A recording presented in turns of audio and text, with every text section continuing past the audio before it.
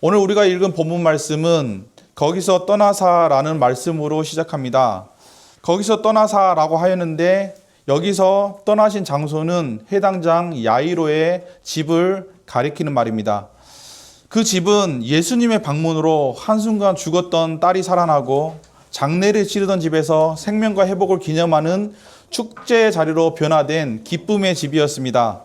해당장 야이로는 이 사건으로 무너진 가정이 회복되고 부부가 영적으로 하나 되는, 회복되는 그런 기적을 경험했을 것입니다. 이것은 단순히 죽었던 딸이 살아났기 때문이 아닙니다. 마가복음 5장 40절 말씀을 보면 이렇게 기록되어 있습니다. 그들이 비웃더라. 예수께서 그들을 다 보내신 후에 아이의 부모와, 그러니까 아이의 부모니까 아버지 되는 야이로뿐만 아니라 야이로의 아내가 함께 또 자기와 함께한 자들을 데리시고 아이 있는 곳에 들어가사, 이 말씀은 무슨 말씀이냐면 야이로뿐만 아니라 야이로의 아내도 딸이 살아나는, 예수님이 딸을 살리시는 기적의 현장에 같이 있어서 딸이 살아나는 모든 과정을 같이 목격했던 거예요. 그러니까 아내 입장에서 보면 남편이 예수님을 모셔왔는데 예수님의 말씀과 능력을 현장에서 부부가 함께 경험하였습니다. 생각해 보십시오. 예수님이 탈리타쿰하고 지극한 사랑과 애정을 가지고, 그리고 저항할 수 없는 권세를 가지고 죽은 소녀에게 내 어린 양아, 내 딸아, 일어나라 하는 장면을 부부가 같이 봤어요. 뿐만 아니라 오랫동안 병 때문에 굶주려서 약해진 아이에게 먹을 것을 갖다 주어라 해서 예수님 자신이 일으킨 이적이 아니라 오랫동안 고생하고 아파했던 아이를 먼저 생각하셔서 아이를 돌보시는, 배려하시는 모습을 부부가 같이 봤어요. 뿐만 아니라 그 엄청난 일을 행하셨지만 누구에게도 알리지 말아라 하고 자기의 영광을 조금도 구하지 않고 무한한 사랑과 애정을 가지고 자신의 딸을 구하시는 예수님의 모습을 남편과 아내가 함께 봤단 말이에요. 그러니 죽은 딸만 살아난 게 아니라 남편과 아내가 한 예수님을 만나 그 예수님의 무한한 사랑과 자비를 경험하고 그 예수 그리스도로 말미암아 죽었던 딸이 살아나는 장면을 함께 경험했으니까 이 남편과 아내는 누구도 갈라놓을 수 없는 영적으로 견고하게 하나 되는 가정의 회복을 맛보았을 거란 말이에요. 그게 부흥이에요. 부흥은 혼자서 경험하는 게 아니에요. 지극히 개인적인 것이지만 나 자신이 예수님을 나의 주, 나의 하나님으로 만나는 것에서 시작되지만 나 자신 혼자서 끝나는 게 아니라 나의 가장 소중한 남편이, 아내가, 자녀가, 부모가 예수님을 함께 만날 때 누구도 갈라놓을 수 없는 견고한 하나됨이 거기서부터 일어나게 되는 거예요. 그게 부흥이에요. 나는 오늘 여러분 가정에 이 예수님께서, 야이로의 딸을 살려주신 예수님께서 친히 한 사람 한 사람 가정에 방문하셔서 남편을 만나주시고 아내를 만나주시고 지극히 무한한 사랑을 한 사람 한 사람에게 흘려보내심으로 말미암아 이것이 예수 안에서 누리는 행복이고 기쁨이고 평안이구나 하는 영적 하나됨 가운데 하나가 되고 회복되는 은혜 있기를 주님의 이름으로 축복합니다. 이게 부흥이에요. 교회가 이렇게 한 사람 한 사람이 예수님을 만났을 때, 그래서 위로받고 격려받고 세워졌을 때, 살려졌을 때 그 교회에는 하나 되는 역사가 있어요. 떠들썩한 행사를 해서 하나 되는 것이 아니라 한 사람 한 사람이 예수를 만나서 위로받고 세워졌기 때문에 하나 되는 역사가 일어나는 거예요. 그러니 야이로의 집에서 얼마나 예수님을 사랑하고 존경하고 환대하는 그런 일들이 일어났겠어요. 예수님 때문에 한 가정 전체가 회복되었으니까. 그런데 그 예수님은 야이로의 가정에 머물지 않습니다. 짧은 순간에 야이로의 가정에서 수많은 회복을 허락하시고 그 회복 뒤에 예수님은 환대와 대접이 있는 그곳에 머물지 않고 떠나십니다. 어디로 떠나시냐? 거기를 떠나사 고향으로 가시니라고 되어 있습니다. 이 고향은 예수님이 태어나신 베들레헴이 아닙니다. 어디냐면 예수님이 태어나신 건 베들레헴이지만 나고 자라신 것은 나사렛이라고 하는 신흥 도시였습니다. 그곳은 대부분의 사람들이 가난하고 몇몇 사람들은 졸부여서 어수선한 동네였는데 그곳에서 예수님은 오랜 어린 시절을 보내셨습니다.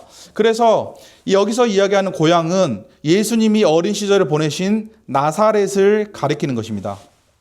이 나사렛은 예수님의 육신의 부모, 형제, 일가 친척들이 털을 잡고 살았던 곳이지만 평판이 좋지 않은 도시입니다. 그래서 요한복음 1장을 보면 나다나엘이라는 사람이 나사렛에서 무슨 선한 것이 날 수 있느냐라고 이야기할 정도로 도시 전체가 하나로 통합되지 못한, 어떻게 보면 예루살렘 같은 그런 곳에 비교해 보면 어수선한 그런 곳이었고, 무엇보다도 예수님에 대해 대단히 호의적이지 않은 도시였습니다. 우선 그곳에 사는 예수님의 친족들부터가 예수님에 대해서 미쳤다라고 이야기하며 잡으러 갈 만큼 예수님을 전혀 이해하지 못하는 고향 사람들이 있는 곳이었습니다. 뿐만 아니라 누가복음 4장을 보면 나사렛 사람들이 예수님의 가르침에 아주 극단적으로 반대를 합니다.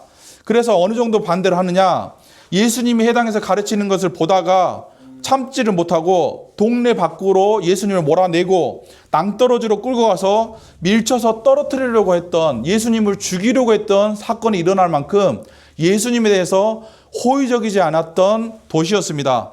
그래서 종합해서 볼 때 전체적으로 예수님은 고향 나사렛에서 환영받지 못하고 오히려 가장 극단적으로 나쁜 관계를 가지고 계셨는데, 예수님은 자신이 가장 환대를 받던 야이로 집에서 떠나셔서 자신을 가장 멸시하고 함부로 대하는 나사렛이라는 고향으로 들어간 것입니다.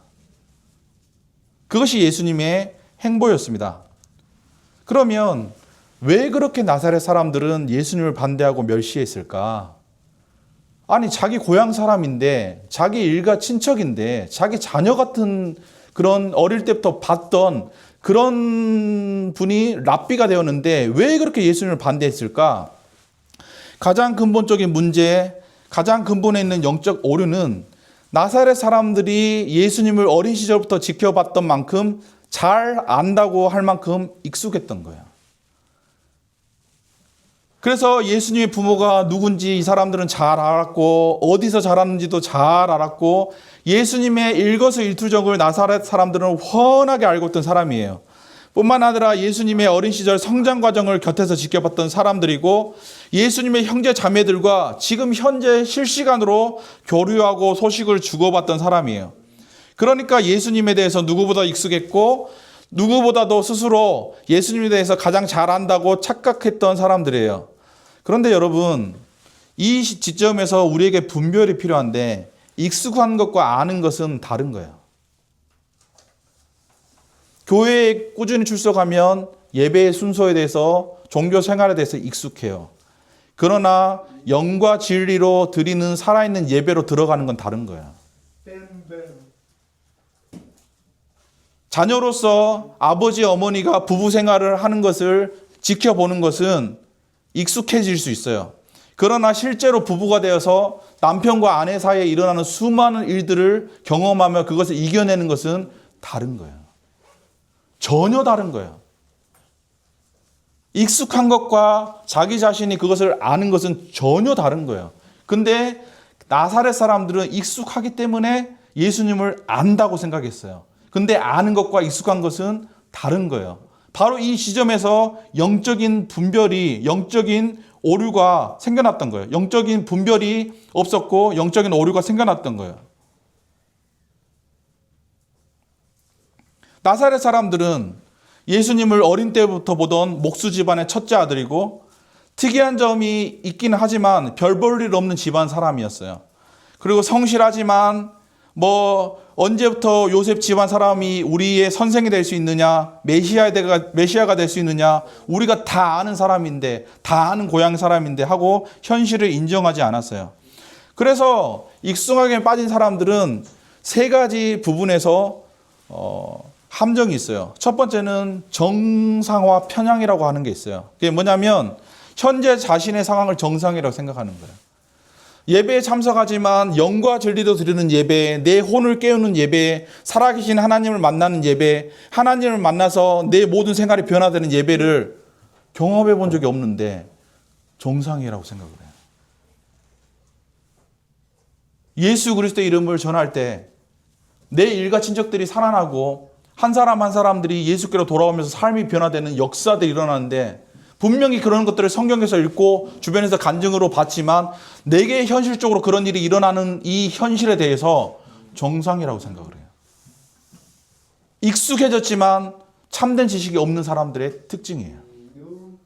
내가 지금 경험하고 있는 이 잘못된 현실들에 대해서 정상이라고 간주를 해버리는 거예요.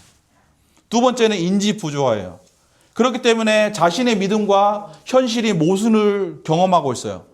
분명히 믿음의 세계에서는 하나님이 물과 바다를 잠잠하게 하시고 예수님의 이름으로 기도했을 때 모든 사람들이, 예수의 이름을 부르짖는 사람들이 구원을 얻고, 그리고 물고기 2마리와 보리떡 5개로 5,000명의 사람들이, 장정들이 공급을 받고 하는 수많은 기적들이 일어나지만, 그거는 믿음의 세계에 있는 현실이고, 내 실제 현실에서는 오늘 하루를 살아가는 것에 대해서 경제적으로 어렵고 또 정신적으로 힘들고, 그래서 갈팡질팡을 하는데 믿음과 현실이 하나 되지 못하는 간극을 가지고 있는 이 인지 부조화에 대해서 합리화해버려요. 다 그렇게 사는 거지.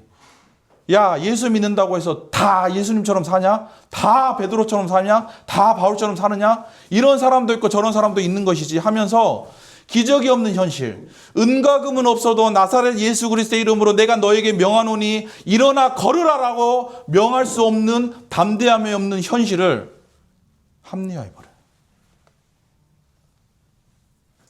익숙함의 한정에 빠진 사람들은 매몰 비용의 오류라고 하는 것에 빠집니다. 이건 뭐냐? 이미 투자한 시간, 노력, 돈이 아까워서 현재 잘못된 상황을 계속 유지하려는 경향이 생깁니다. 무슨 말입니까? 지금까지 그렇게 살았거든요. 지금까지 그렇게 살았기 때문에 인이 바뀌어서 그게 편하고 익숙하거든요. 그렇기 때문에 여기서 변한다고 하는 것은, 여기서 뭔가 변화를 가져온다고 하는 것은 뭔가 위험해 보이고 뭔가 다른 대가를 지불해야 될 것 같거든요. 그렇기 때문에 그냥 나는 살던 대로 살련다. 이 나이에 지금까지 이렇게 살았는데 무슨 변하느냐 하고, 청년이나 장년이나 노년이나 그저 살던 대로 살겠다, 하던 대로 하겠다 하고 주님께서 주시는 변화와 도전의 기회들을 흘려보내버려요.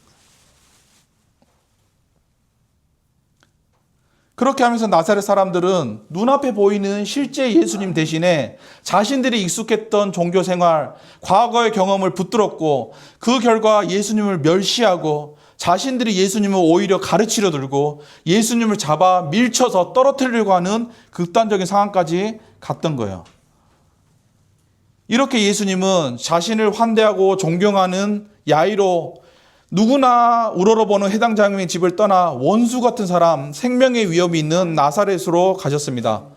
그리고 제자들은 그곳이 어떤 곳인지 뻔히 알면서도, 나사렛 가면 어떤 일을 당할지를 뻔히 알면서도 예수님을 따라 길을 나셨습니다. 성경을 볼 때 제자들은 저거 언제 사람 되나 싶을 정도로 좌충우돌해요. 그거 보면은 어떤 면에서 밀어도 돼요. 그렇지 않습니까? 뭐 저만 그렇습니까? 목회자가 되었어도, 목사로 안수를 받았어도 하여튼 좌충우돌이에요.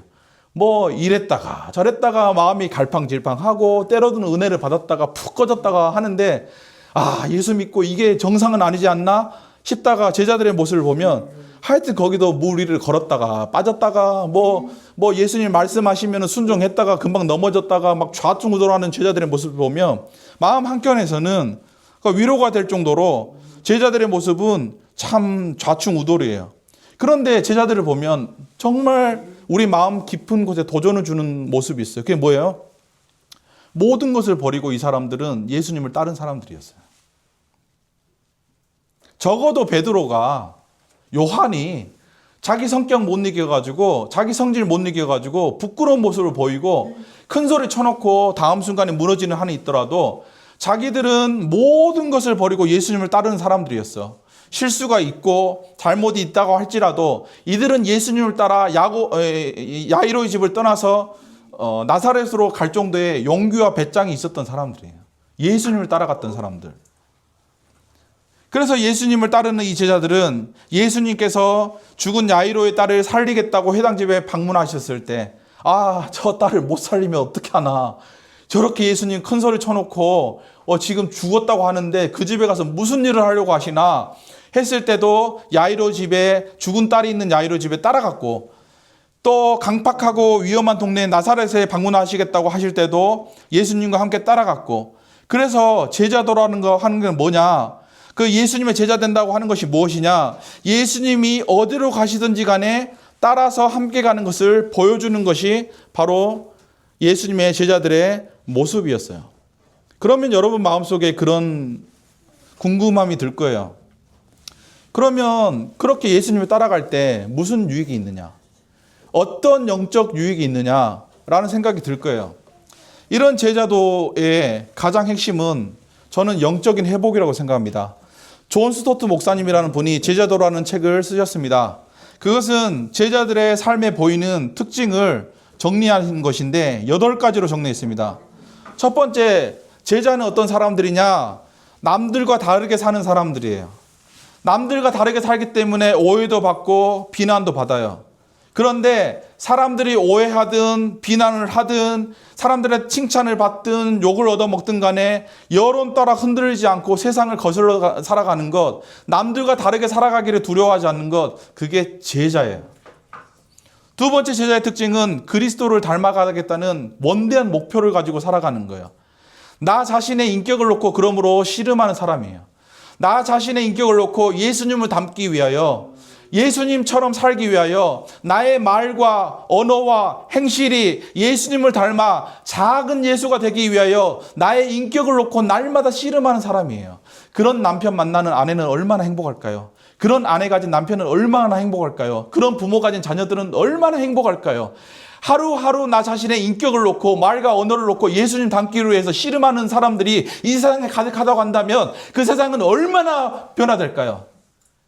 모든 사람이 권력 있는 사람 되기 원하고, 모든 사람이 잘난 사람 되기 원하고, 모든 사람들이 남들 위에 서기 원할 때 예수를 닮아가겠다는 목표를 놓고 자신의 인격을 놓고 자신의 언어를 놓고 자신의 삶을 놓고 씨름하는 사람이 있다고 한다면 세상이 얼마나 아름다워지겠냐 이 말입니다.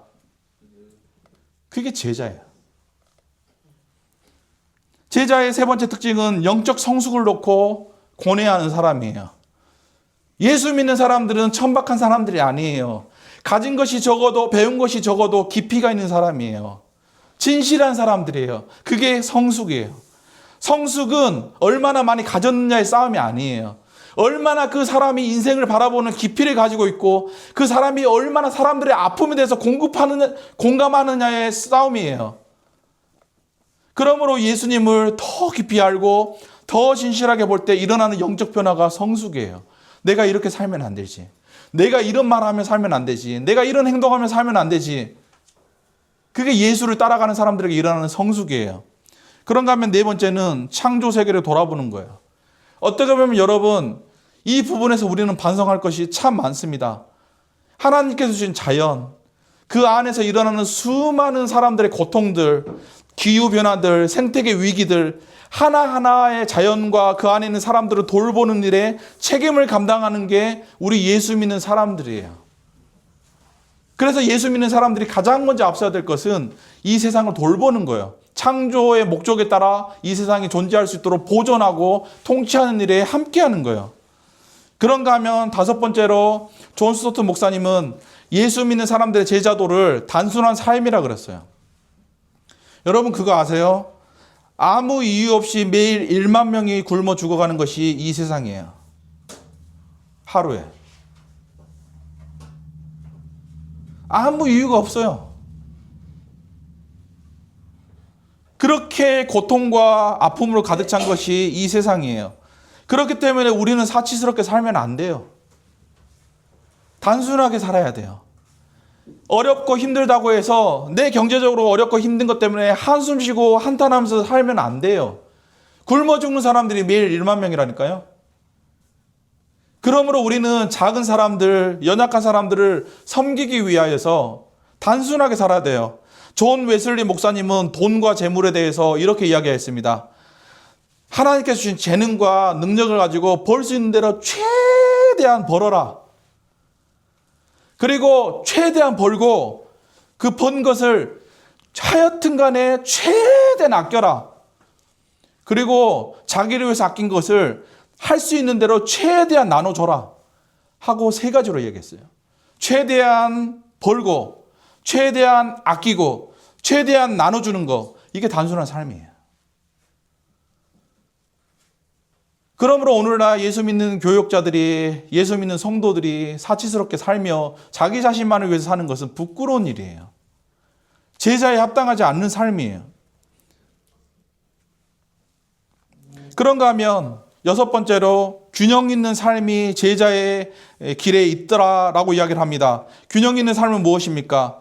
예수 믿는 사람들은 예배 시간에 나와서 정성으로 예배를 드린 만큼 땀 흘리고 일하고 노동하는 것에 예배 드리는 만큼 정성을 다해라. 그래서 삶의 균형을 이뤄라. 내가 하나님을 사랑하는 만큼 내 이웃을, 가까이 있는 내 아내를, 내 남편을, 내 자녀들을 사랑하고, 그래서 모든 것이 하나님으로부터 왔기 때문에 성과 속이 나눠지지 않기 때문에 내가 하나님을 대하는 만큼 이웃을 향해서 균형 있게 살아라.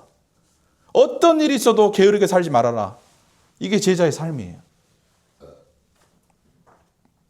그런가 하면 일곱 번째로 의지하며 사는 것이 제자의 삶이에요. 이것은 오늘날 우리에게 엄청난 도전을 주는 말씀이에요. 하나님을 의지하며 사느냐? 하나님은 너희가 서로를 의지하며 살도록 만들어 주셨다. 이게 성경에 나온 제자의 원리예요. 그렇기 때문에 사람은 전적 의존에서 시작해서 전적 의존으로 끝나는 존재예요. 혼자 사는 존재가 아니에요. 옆에 있는 사람들이 있기 때문에 누군가 나에게 도움을 줬고 내가 도움을 받았기 때문에 살 수 있는 거예요. 그런 점에서 잘 들어보세요. 도움받기를 거절하는 것은 성숙이 아니라 미성숙의 증거예요. 교만한 증거예요. 도움을 주지 못할 만큼 가난한 사람도 없고 도움을 받지 않아도 될 만큼 부유한 사람도 없어요. 서로가 서로를 돕는 거예요. 우리 옆에 사람들하고 인사 나눠볼까요? 우리 서로 의지하며 삽시다 하고 인사 한번 나눠볼까요? 우리 서로 의지하며 삽시다. 다시 한번 도움이 필요할 때 언제든지 제가 있습니다 하고 인사 한번 나눠볼까요? 도움이 필요할 때 언제든지 제가 있습니다. 그게 교회예요.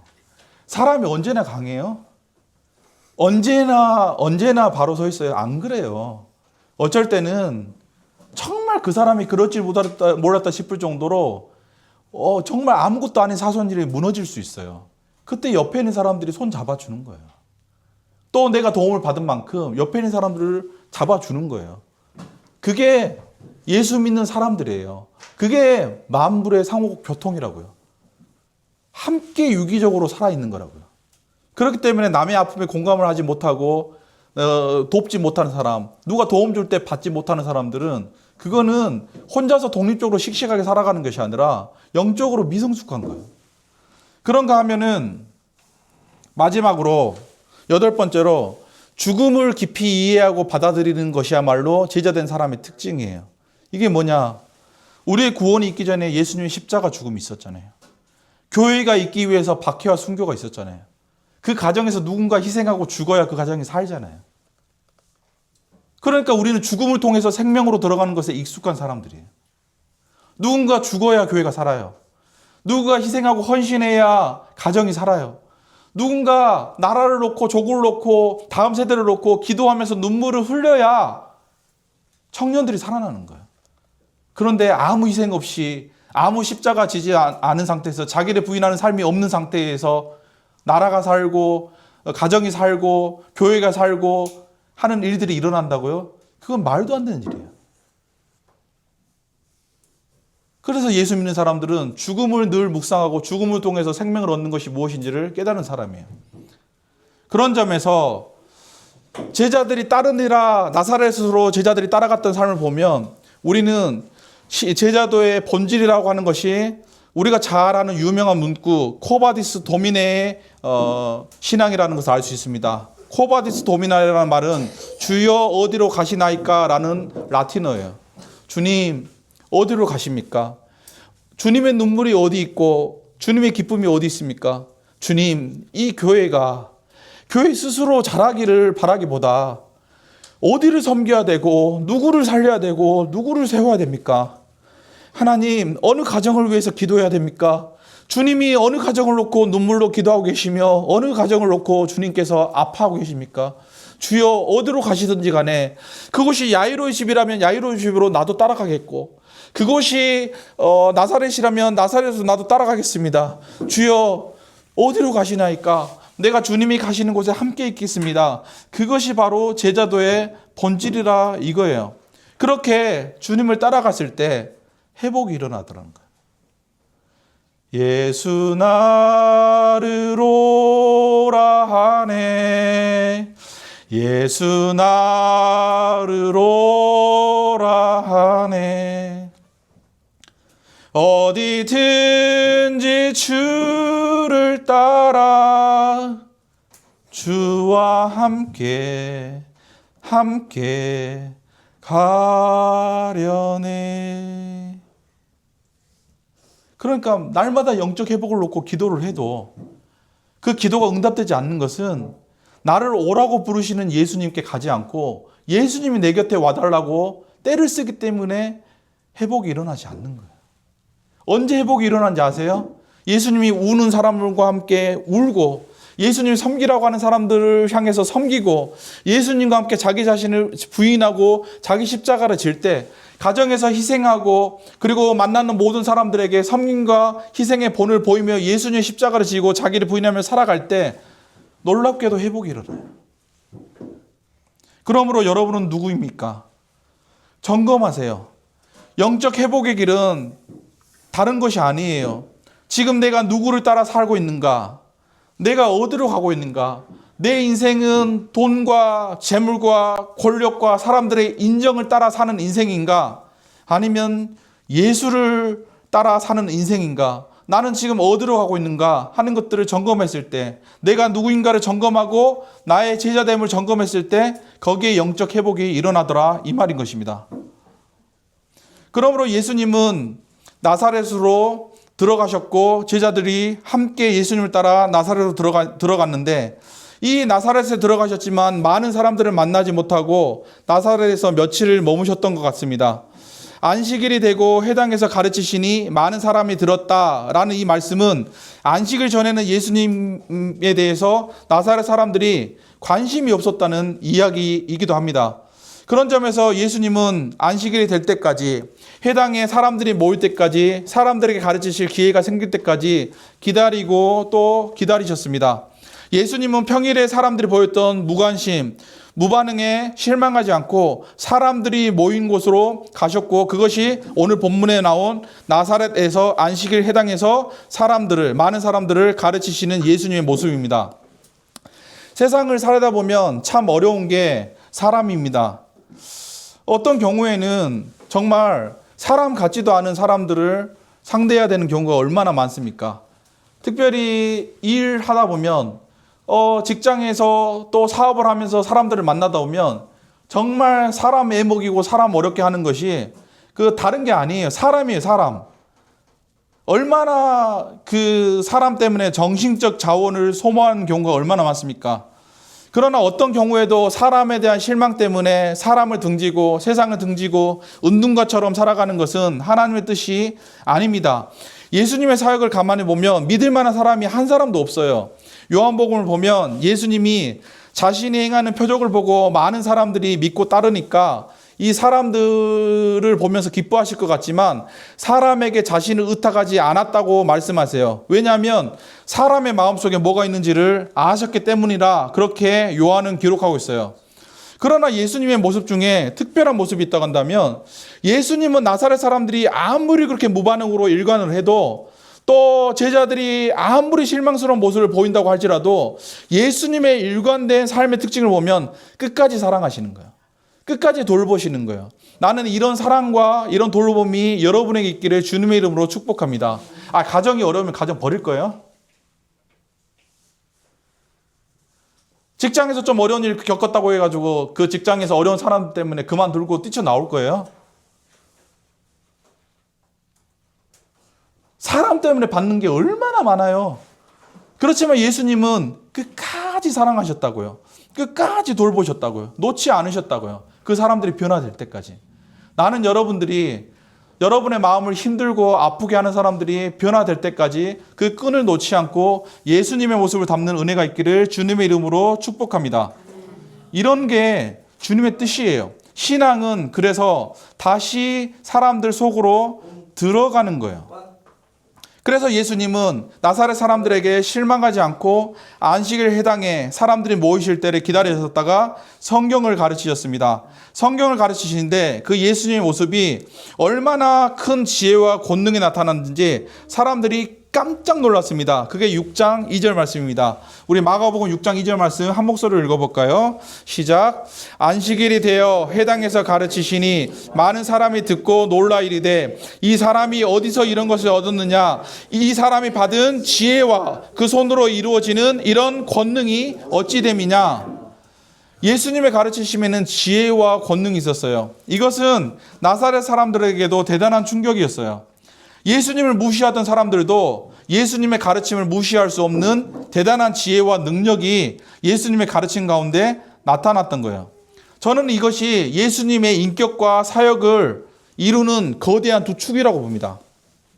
지혜와 권능은 예수님의 인격과 사역의 중요한 축이에요. 언제나 예수님은 지혜로우셨고 그 지혜로우심을 능력으로 확증하셨어요. 그래서 지혜와 능력은 언제나 예수님께 하나님께서 함께 계시고 성령께서 함께 계신다는 분명한 증거였어요. 그렇기 때문에 성경은 지혜와 능력, 특별히 하나님께서 주시는 지혜와 능력을 대단히 강조합니다. 이게 왜 중요한지 아세요? 하나님이 사람을 들어 쓰실 때 먼저 주시는 게 뭔지 아세요? 지혜를 주세요. 능력으로 기름 부어주세요. 그 사람으로서는 없었던 지혜와 능력을 하나님께서 부어주세요. 구체적으로 예를 들어볼까요? 성막을 짓기 전에 성막을 짓는 사람들에게 하나님이 뭘 주셨죠? 성령으로 성막을 지을 수 있는 지혜를 먼저 주셨어요. 뿐만 아니라 왕으로 세워지기 전에, 선지자로 세워지기 전에 하나님께서 뭐부터 주셨죠? 하나님께서 그 선지자들과 왕들과 제사장에게 거룩한 성령으로 지혜와 능력을 물 붓듯이 부어주셨어요. 그 말은 모든 크리스찬, 하나님께서 누군가 들어 쓰실 때 하나님께서 사용하시는 사람에게 먼저 주시는 게 뭐냐? 하나님의 하늘 지혜, 하나님의 하늘 능력으로 먼저 충만하게 해주세요. 예수님에게 이 지혜와 권능이 충만했다라고 오늘 말씀을 기록해요. 그렇기 때문에 예수님께 지혜와 능력이 충만했다는 것은 그것 자체가 예수님을 하나님께서 세우셨다는 증거이고, 뿐만 아니라 예수님께 지혜와 권능이 충만했다고 하는 것은 예수님과 예수님의 십자가를 믿는 사람들에게는 하나님의 지혜와 권능이 다른 데에 있는 것이 아니라 예수님 안에 하나님의 지혜와 권능이 있다는 것이 믿어지고 받아들여지게 되는 거예요. 그렇기 때문에 예수님을 닮게 해달라고 하는 기도가 왜 중요하냐? 예수님을 닮게 해달라고 하는 간구가 왜 중요하느냐? 그런 기도와 간구는 우리의 인격이, 우리의 사역이, 우리의 일터가 하나님의 지혜와 권능으로 충만하게 해달라는 담대한 간구이기 때문에 중요한 거예요. 내가 예수님을 닮게 해달라고 하는 것은 예수님 안에 있는 하나님의 지혜를 내게 주십시오. 내가 예수님을 닮게 해달라는 것은 예수님 안에 있는 하나님의 권능을 내게 주십시오. 그러므로 나의 인격과 나의 사역과 내가 만나는 모든 것에 하나님의 지혜와 권능을 주십시오 하는 기도이기 때문에 담대한 기도이고 중요한 기도예요. 나는 저와 여러분에게 하나님의 지혜가 물붓듯 부어지기를 주님의 이름으로 기도합니다. 나는 저와 여러분에게 하나님의 능력이 충만하게 부어지기를 주님의 이름으로 축복합니다. 그 일이 예수님을 바라보고 예수님을 닮아갈 때 일어난다고요. 그러므로 내가 왜 예수님을 따라가야 되느냐? 하나님의 지혜를 얻기 위해서, 하나님의 권능을 얻기 위해서 예수님을 따라가야 되는 거예요. 그러나 이 고향 사람들은, 나사렛 사람들은 그 예수님을 오만과 편견으로 무시했습니다. 그들이 얼마나 오만하고 편견을 가졌느냐는 이 사람들이 던진 질문을 보면 알 수 있습니다. 이 질문을 보면 6장 2절에 이 사람이 어디서 이런 것을 얻었느냐? 어디서? 이 사람이 마리아의 아들 목수가 아니냐? 목수. 야고보와 요셉과 유다와 시몬의 형제가 아니냐? 그 누이들이 우리와 함께 있지 아니하냐? 하고 예수님의 육체적 형제와 누이에 대해서 언급을 합니다. 이게 무슨 얘기인지 아십니까? 어디서 이런 것을 얻었느냐 하는 말은, 어디서라는 말은 이런 뜻입니다. 내가 뻔히 그 집 사정을 아는데 목수 집안에서 교육받은 게 다이지 않느냐? 그 아버지가 사람은 참 좋지만 대단히 학식이 있는 사람이 아니지 않느냐. 가방끈이 짧은데 예루살렘 같은 대도시로 유학 갔다 온 사람도 아닌데 학벌에 대한 은근한 멸시예요. 배운 게 많지 않지 않느냐? 어디서 어느 선생님한테서 배우느냐? 하고 예수님의 학벌에 대해서 무시하는 거예요. 예수님은 배운 게 집에서 배운 게 다거든요. 두 번째, 목수가 아니냐 이 말은 예수님의 직업과 집안에 대한 무시예요. 야, 우리가 하필 사람이 없어서 나사렛에서 사람이 얼마나 많은데 목수 집안, 목수 아들한테서 배워야 되겠느냐 하고 깔보는 거예요. 직업에 대해서 깔보는 거예요. 세 번째, 형제와 누이들에서 언급하는 것은 예수님의 출신과 집안 배경에 대해서 비아냥되는 거예요. 너나 나나 똑같은 나사렛 사람이 아니냐? 뭐가 잘났다고 네가 나를 가르치러 드느냐? 하고 세 가지에 대해서 묻고 있는 거예요. 첫 번째 학벌이에요. 두 번째 직업이에요. 세 번째 예수님의 출신과 집안 배경이에요. 여러분 어떻게 생각하십니까? 저는 사람들이 은근히 자랑하는 거 또 주눅드는 것을 보면 이 세 가지가 있다고 생각합니다. 나 어느 학교 나왔다. 나 어느 학교 못 나왔다. 나 어느 직장 다닌다. 나 어느 일을 하고 있다. 나 어디 출신이다. 그래서 누구 소개할 때요. 저도 이런 걸 경험해 봤는데 그 사람 서울대 법대 나왔다. 그러면 주변에 있는 사람들이 와 하고 주눅이 들어요.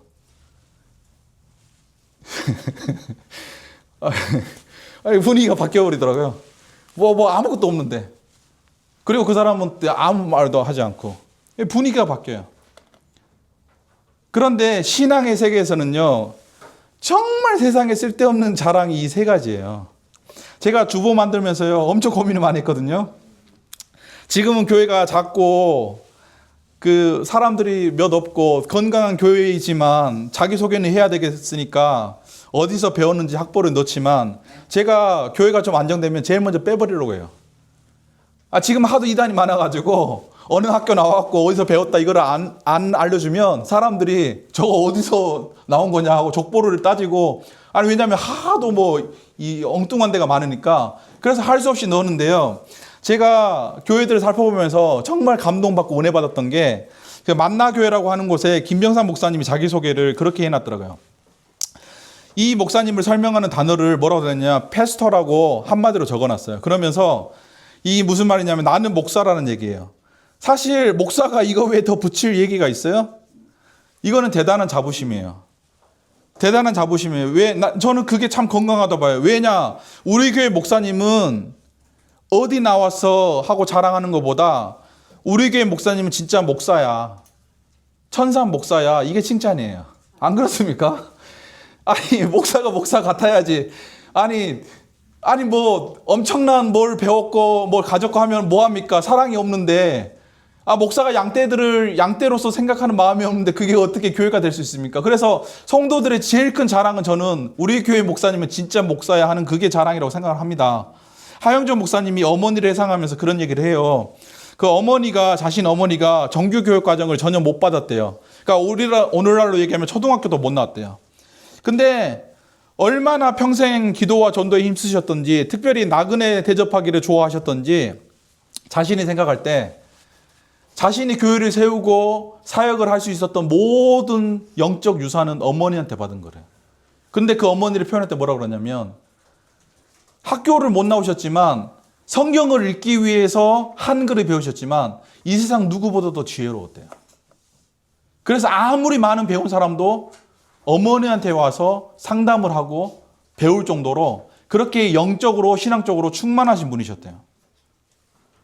그러면서 어머니에 대해 생각을 하면서 성령 충만한 사람이 가진 지혜, 성령 충만한 사람이 가진 권능이라고 하는 것이 세상의 지혜나 세상의 학벌이라는 건 전혀 별개의 것이라는 것을 깨달았다고 간증하는 모습을 보았어요.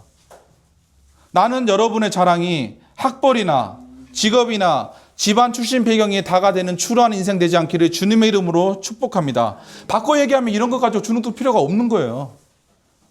그렇지 않아요? 예수님을 보세요. 예수님을 예루살렘의 어느 랍비한테 가서 교육받으셨는데요. 예수님을 보세요. 집안 배경이 뭐가 있는데요. 예수님을 보세요. 목수 아닙니까? 목수. 그러므로 우리가 구할 것은 학벌이나 남들한테 자랑할 만한 어떤 직업이나 아니면은 어떤 배경이나 출신이나 이런 것이 아니라 예수님과 그 안에 있는 지혜와 능력이에요. 그러나 세상에는 이런 것 가지고 사람 보는 사람이 분명히 존재해요. 나사렛 사람들이에요. 이런 나사렛 사람들이 여러분에게 그 학벌 가지고 직업 가지고 그 다음에 출신 가지고 막 여러분의 마음을 흔들 때 흔들리지 않는 것, 그것이 신앙이에요. 그러므로 나사렛 사람들의 질문에 대해서 또 나사렛 사람들을 대하시는 예수님의 모습을 보면 예수님이 그동안 어떻게 살아오셨는지, 특별히 어린 시절과 청년 시기를 어떻게 지내셨는지에 대한 삶의 태도가 잘 묻어 있습니다. 예수님은 공생애를 시작하기 전에 목수로 일하셨습니다. 익숙하게 알고 있는 당연한 얘기 같지만 이 당연하게 생각하면 심각한 얘기예요. 왜냐? 예수님은 지금 이 땅에 왜 오셨죠? 인류 구원을 위해서 오셨잖아요. 온 세상에 택한 사람들을 구원하기 위해서 속죄의 희생제물로 오신 하나님의 어린 양이시고 메시아이시고 구세주잖아요. 그럼 예수님의 정체성에 대해서, 예수님의 소명에 대해서, 예수님의 비전에 대해서 생각해 볼 때, 인류를 구원하는 비전과 환상을 집 짓는 목수일과 나란히 놓고 보면 그게 어울리기는 한 일입니까? 까마득하게 하찮은 일이 아닙니까? 목수일에서 먹고 사는 일이, 오늘 내일 먹고 사는 일이 인류 구원의 비전과 환상에 비하면 미쳤다고 할 만한 하찮은 일 아닙니까? 하나님께서 예수님께 주신 비전하고 소명하고 예수님이 청년 시절에 겪으셨던 현실은 엄청난 간격이 있는 거예요. 그런데 예수님은 하나님께서 주시는 대로 성실하게 자기 자리를 지키며 목수로 일하셨습니다. 그렇기 때문에 예수님의 청년 시절 삶을 보면 땀 흘려 일하고 생활을 꾸려가는 예수님의 모습을 살펴볼 수 있습니다. 자기 생활에 책임감 있게 꾸려가는 삶에 대한 책임 있는 자세를 예수님의 모습을 통해 볼 수 있는 거예요. 그런 점에서요, 신앙과 게으름은 상극입니다. 데살로니가후서 3장 10절 말씀에 이렇게 기록되어 있습니다. 일하기 싫어하거든 먹지도 말라. 이것이 사도들의 명령이었습니다. 무슨 일을 하든지 간에 하다못해 마음에 인류 구원의 환상이 있어도 목수 일을 하면서 오늘을 살아간다고 할지라도 그것이 생계의 일정 부분을 채우고 남에게 손 안 벌리고 살 수 있다고 하면은 감사해야 되고 자랑스럽게 생각해야 되는 거예요. 왜냐하면 예수님이 그렇게 사셨거든요. 남들이 웃든 비웃든 뭐 존경하든 상관없이 작은 목수 일이라고 할지라도 그 일에 최선을 다하면서 살으셨거든요. 그렇기 때문에 예수님이 걸어가신 길을 따라가는 것은 무엇이냐? 그렇게 지금 현재 하나님께서 주신 일에 그것이 작아 보여도 보잘것없어 보여도 최선을 다하는 거예요. 사도 바울도 텐트 치며 살지 않았어요? 그러므로 우리는 언제나 어디서나 그리스도인으로 살아야 됩니다. 특별히 청년의 때 게으름을 비전으로 포장하지 말아야 됩니다. 따라서 가겠습니다. 언제나 어디서나 그리스도인으로 살게 하옵소서. 아멘입니까? 지금 내가 여기서 이 예배 가운데 해결해야 될 영적 문제는 여기서 마음을 정해야 돼요. 여러분 가운데 학벌 때문에, 직업 때문에, 집안 출신 때문에, 가정에서 일어났던 일들 때문에 은근히 주눅든 지체가 있다고 한다면 예수님의 지혜와 능력으로 극복할 수 있게 해달라고, 이런 것이 정말 아무것도 아니라는 것을 깨달을 수 있게 해달라고 간구해야 돼요. 사람을 그런 식으로 보고 보이는 것으로 은근히 판단하는 오만과 편견이 내 안에 있다면 마찬가지로 예수님의 지혜와 능력을 주셔서 이런 오만과 편견으로부터 해방될 수 있게 해달라고 기도해야 돼요. 언젠가는 잘 되겠지, 나는 따로 해야 될 특별한 일이 있는 사람이야 하고 비전의 이름으로 지금 게으름을 용납하고 있다고 한다면 예수님, 저에게 하나님의 지혜와 능력을 주셔서 예수님처럼 내게 주어진 일이 목수의 일이라고 할지라도 정성을 다해서 최선을 다해서 하나님께서 주신 나의 일을 감당하며 내 생활을 영위해 나가는 이것이 자랑스러운 일이라는 마음이 들 때까지 주님께 간구해야 되는 거예요. 땀 흘려 일하고 생활을 꾸려가고 가정을 돌보는 일에 각성하지 못한 지체가 있다면 예수님의 삶을 대하는 자세를 배우게 해달라고 간구해야 되는 거예요.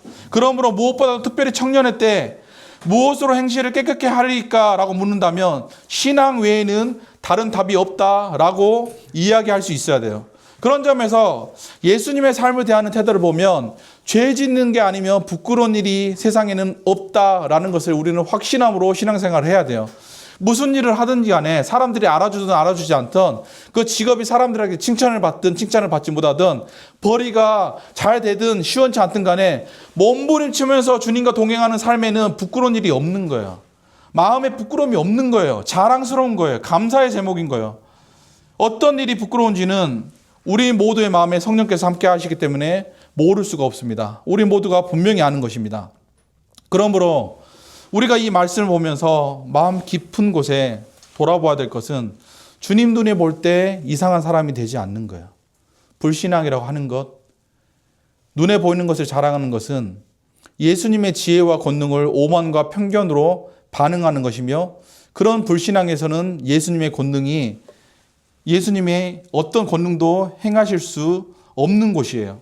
그런 점에서 은혜는 우리 마음의 결을 따라 일어나고, 이 마음을 준비해 주시는 것은 성령이고, 끊임없이 내 안에서 일어나는 오만과 편견을, 이 정체가 예수님을 믿지 않는 불신앙이고 이상한 일이라는 걸 깨달은 상태에서 이 모든 마음을 준비하시는 성령 하나님께 내 마음을 맡기고 의탁할 때, 그럴 때 내 마음에서 일어나는 믿지 않는 일들, 이상한 일들, 주님 눈에 볼 때 이상한 일들이 사라지는 거예요. 사랑하는 성도 여러분, 불신앙은 신앙과 똑같이 놀랍고 이상한 거예요. 로마 백부장과 가나안 여인을 보면 이것을 알 수 있습니다. 마태복음 8장에 보면 이방 사람 로마 백부장의 모습이 나옵니다. 그는 가버나움에 살면서 예수님의 지혜와 권능을 소문으로 들었습니다. 소문으로 전해 들었지만 의심할 수 없는 믿음이 일어났습니다. 누가 하나님이 아니면 이런 지혜가 나오겠느냐? 하나님이 아니시면 어떻게 이런 권능이 나오겠느냐? 누가 죽은 자를 살릴 수 있느냐? 누가 물고기 2마리와 보리떡 5개로 5,000명의 남자 장정들을 먹일 수 있느냐? 누가 마음이 청결한 자는 복이 있나니 저희가 하나님을 볼 것이라고 가르칠 수 있느냐? 못 믿겠다는 게 이상하다는 것을 로마 백부장은 알았습니다. 그렇기 때문에 말씀으로만 하옵소서, 그러면 내 하인이 낫게 쌈나이다 하는 불같은 믿음이 로마의 고위 군사 관료에게 들어갔습니다. 마태복음 15장을 보면 똑같은 일이 가나안 여인, 이방 여인에게 일어났습니다. 자녀의 떡을 취하여 개들에게 던지는 것이 마땅치 않다고 차갑게 거절하시는 것 같은 예수님의 말씀을 들어도 이 여인은 주여 올소이다마는 개들도 제 주인의 상에서 떨어지는 부스러기를 먹나이다 하고 매달리며 끝까지 간구했습니다. 왜 매달립니까? 주님의 지혜와 권능을 믿기 때문에.